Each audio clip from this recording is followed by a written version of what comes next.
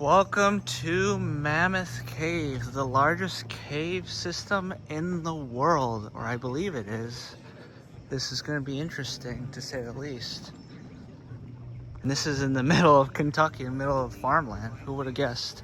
Roughly 100 miles north of Nashville, hidden in the Kentucky countryside, lies an ordinary-looking stretch of forest. But beneath it sits the longest known cave system in the world. At first, this does not feel like the road to one of the most extraordinary natural systems on Earth. It feels rural, quiet. Nothing on the surface hints that a world record lies underneath your tires. And that is what makes Mammoth Cave so strange. The largest part of the experience is completely invisible until you understand what lies below you. More than 400 miles of mapped passage hidden beneath a landscape that looks almost ordinary. This is why this park is so easy to underestimate. You are not driving toward towering cliffs, a dramatic canyon, or some obvious landmark. You are driving over the top of one of the greatest geological wonders on Earth. This is what I wish I knew before going to Mammoth Cave National Park, one of the most underrated national parks in America. So the first thing you need to understand is that your visit depends almost entirely on which tour you book. Mammoth Cave is beautiful, but not every section is beautiful in the same way. Some parts are wide, dry, and more plain looking, while other sections, like Frozen Niagara, are where you get those dramatic formations people usually picture when they think of a cave. And this is where the tour choice matters. The pricier tour is not automatically the better tour, but it usually means you are going deeper into a more specific part of the cave. So before you book, do not just look at the price. Look at what section of the cave that tour actually takes you through. Some may be more involved than others, and keep in mind if you are tolerant to claustrophobia or not, because you have other tours like the Wild Cave where you're going to be crawling through spaces. Just so you know, you can go to the self-guided tour, which is the basic one, where you can just go in to see the entrance of the cave, of the main part of the cave, the Mammoth Cave. And that is free on holidays for this year in 2026 because of the 250th birthday, just so you know. Today is Memorial Day. So Memorial Day, 4th of July, Labor Day, these self-guided tours are free. So anyone can go in the cave for free. Every other day is not free. They charge at least $25. Yeah, this is the historic tour entrance, or self-guided. Watch your steps. There's a step incline. It's pretty nifty stuff. The Twilight Zone.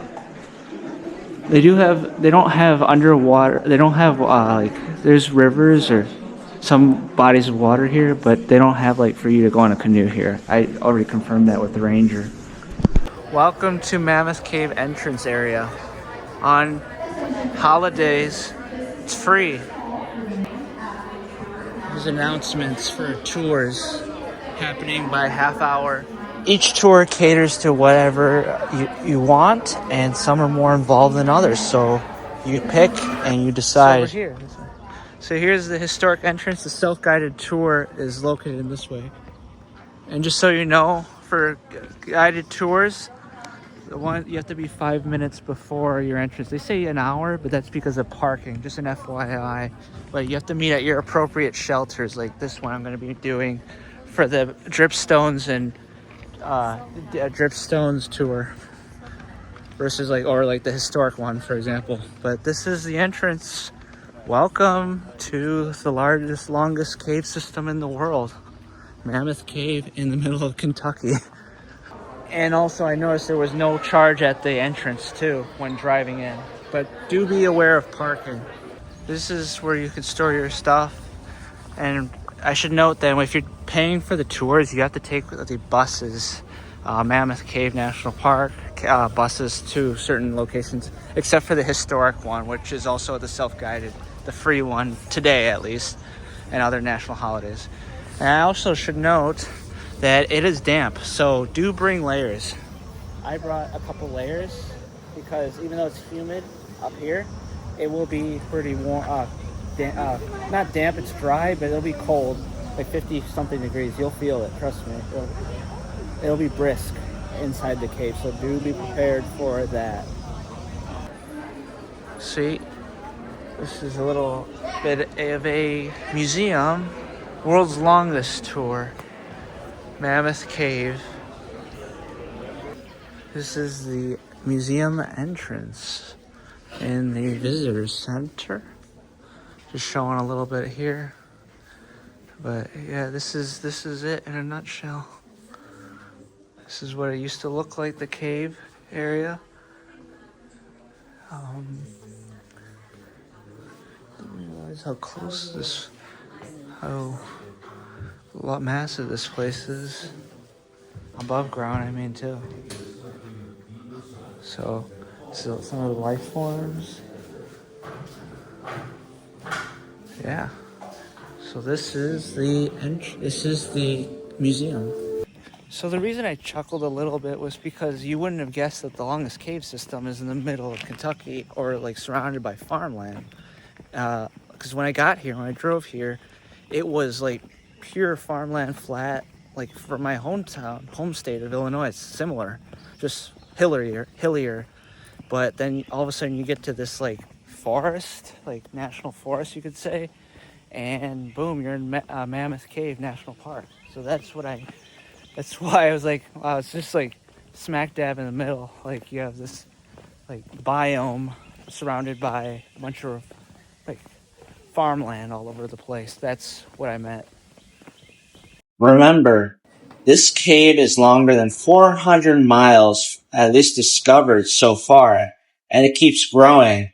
That's longer than going from Chicago to St. Louis, which is around 300 miles. And here's the distinction no one really makes with regards to this cave. Wow. The largest cave doesn't really tell you what we're talking about. I can tell you there are caves much deeper than Mammoth Cave. Greatest depth you can get into this cave is about 400 feet underground. There's a cave over in Europe in the country of Georgia that's about 7,000 feet. So there are much deeper caves than this. The biggest room in Mammoth Cave is about 2 acres in size. There's a cave over in Vietnam that has rooms that are dozens of acres in size. So certainly we're not the deepest, we don't have the single biggest room, but in terms of mileage, there's no cave that comes close to Mammoth Cave. Currently, we are mapped at 426 miles in length.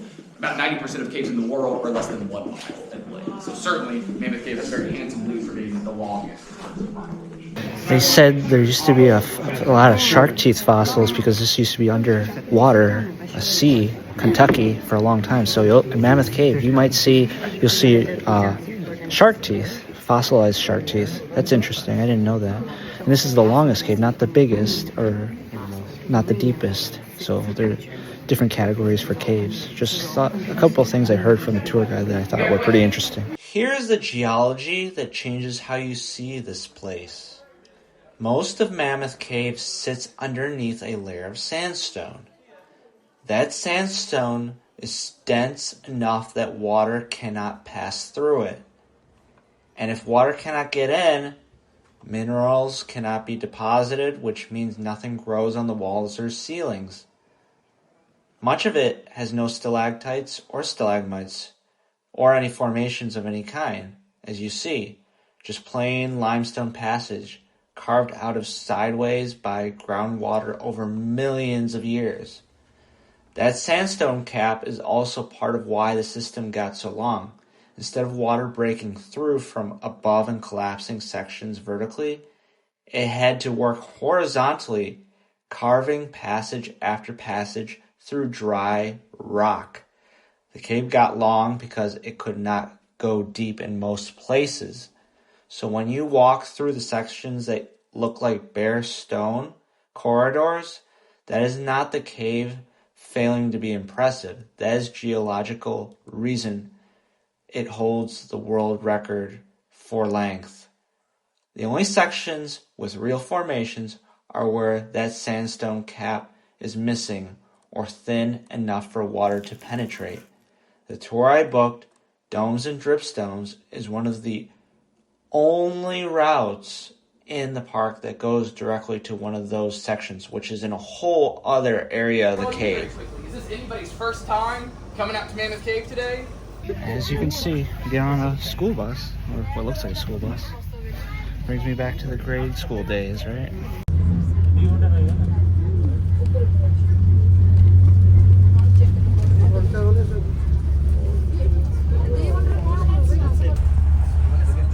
We have arrived here. Dripstones and Domes. This is the way to the cavern. As you can see here, just got off, ready for the Domes and Dripstones tour. It's gonna be pouring in late spring, so do be prepared for that. And given you're in a forest, you could be more or less sheltered, and obviously cave, but also bring the jacket because it is gonna get cold, kind of cold down there. But just bring a couple layers if you're coming in the summer. In the winter or spring.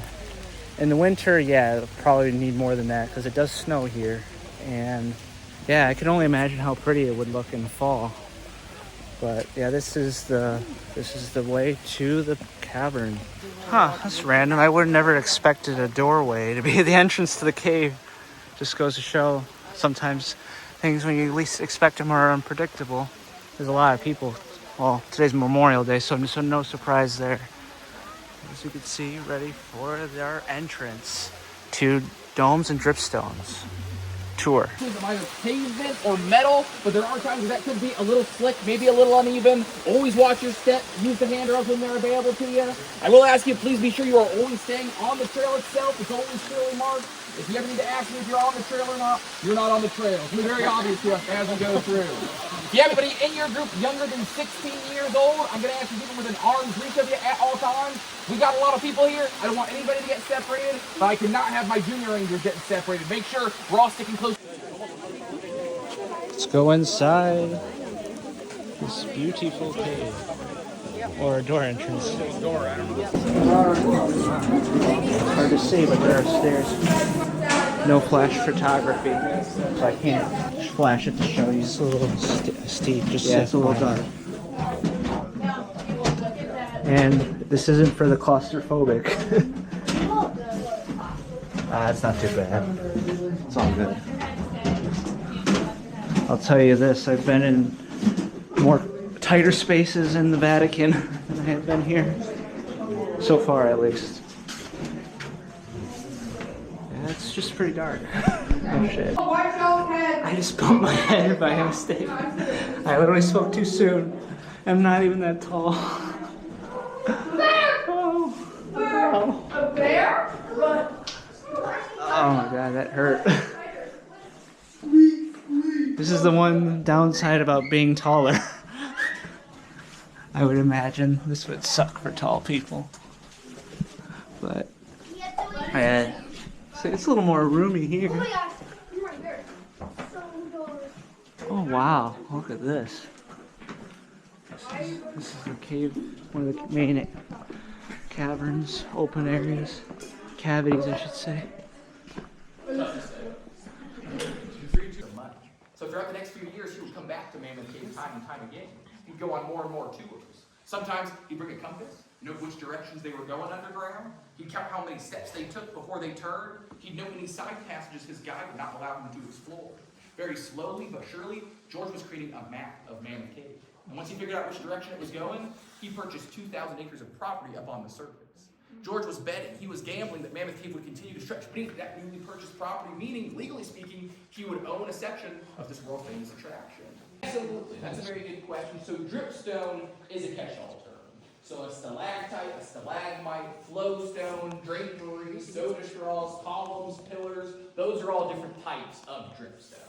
So dripstone will describe any type of limestone formation that's made from slow-draining water. So a stalactite is just a specific type of a dripstone formation. If you look at one of these formations and you don't know what it is for sure, you can just call it a dripstone, and you'll always be correct about that. Anything beyond that is getting a little bit more specific. Right around it, a stalactite is going to hold tight to the ceiling. A stalagmite might reach the ceiling. More likely, it might trip you as you walk through. It's going to be on the ground. Well, that's a good way to think of it. We're 250 feet below the ground already. Here in the cave, Mammoth Cave. I think there's a bat up there, but you gotta be careful not to startle them as they're asleep. Yeah, I think there's bats here. Wow. Cool. Formation. Daddy Longlegs.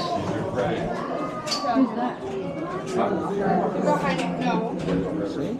Daddy Longlegs. Correction. Or whatever. I meant to say cave cricket, not cave spider.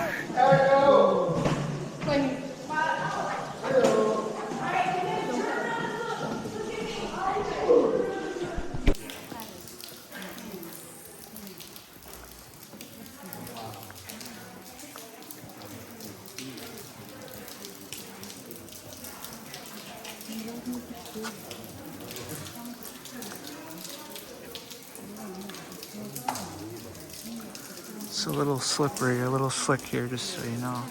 This is probably the prettiest dripstone part. Just so you know. Because again, this cave is not really like other caves like Carlsbad or the Wind Cave in South Dakota.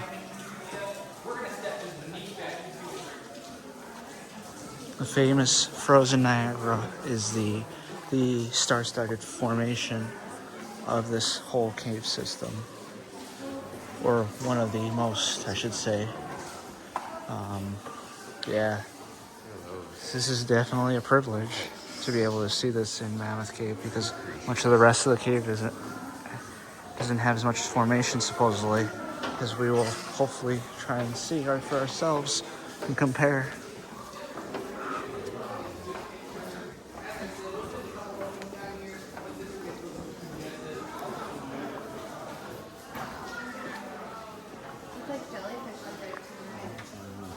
Wow. Mammoth Cave in the same way that George would have seen it back in 1921. Everybody ready? Imagine having all this being down here without any light. Yeah, that's something. I've been underwater, but man, underground, that's another story. Hard to believe this is like, actually, I thought it would be older, but 15 million years. It's still older than Megalodon, but yeah, this is amazing still, nevertheless. I'm so surprised that there's no other cave in the world that has nowhere near the length of this cave system. That's probably the biggest shock I have. This is probably one of those places where explosives were used, because they say that no rocks really move around. There's no weather or ambient changes in indoor conditions, because, well, we're underground. But, or who knows, maybe this was through rock slides, because all caves are formed through water, thanks to water. So a few entrances here were blasted, so there is some ventilation contamination.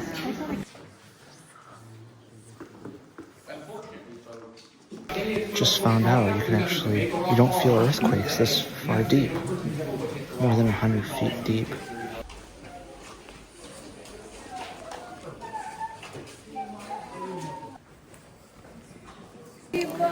Found it interesting that being in here, that they had like wooden staircases that lasted until the 1980s. So just to show you, this here, it's $1 million at least back then. They block off these formations so that people like like us don't contaminate them and touch them, because this has been formed over millions of years, hundreds of thousands of years, and millions of years. You gotta appreciate this, although It is it's hitting me. Kind of hurts. But yeah, this is it. I always forget which one's the stalagmite and stalactite. But yeah, it's good that they have them to show, but it is blocked off, which I can totally understand why. As you can see. Don't keep your hands to yourself. I'll say this: no disrespect to the historic tour site, but man, did I pick the Dripstones and Domes is the probably most aesthetic one for sure.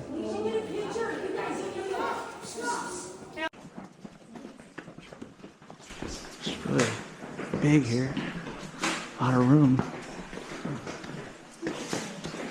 Be careful when you walk. Don't do what I did. It's slippery. Especially on the declines. There's like a few ramps. This is how we exit. Wow, it was actually faster than I thought. But yeah, that was really cool. Definitely easily worth the $30 I paid. Because you're not going to see that at the other one. Oh, the sun came out. What do you know? Welcome to Kentucky Spring. Thank you for watching this video. If you really liked this video and found it really helpful, especially for this destination, do stay tuned, like this video, and subscribe to Coffee Travels as we travel to amazing places like this throughout the world together.